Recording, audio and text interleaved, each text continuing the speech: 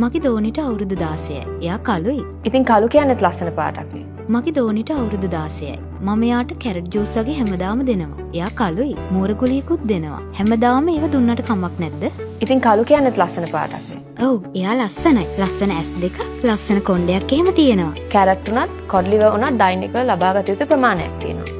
Carrot වල සමයේ පැහැපත් බව වර්ධනය කරන්න උපකාරී උනත් කොඩ් ලිවර් වලින් එහෙම දෙයක් වෙන්නේ නැහැ. ඒත් සමෙහි හෘදයේ සහ මොළයේ නිරෝගී බවට උදව් වෙන ඔමෙගා 3 කොඩ් ලිවර් ඔයිල් වලින් ලබා ගන්න පුළුවන්.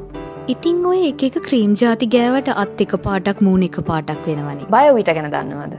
ඔව්, කමක් නැද්ද වයස 16 නිසා දුන්නට? මොකද ඒකේ කැරට් සාරය එහෙම තියෙනවා මම දැක්කා. එයාගේ සමට ලස්සන කහ පැයක් එකතු කරගන්න පුළුවන් කැරට් වලටත් වඩා ප්‍රබල පෝෂක කොටස් තියෙනවා.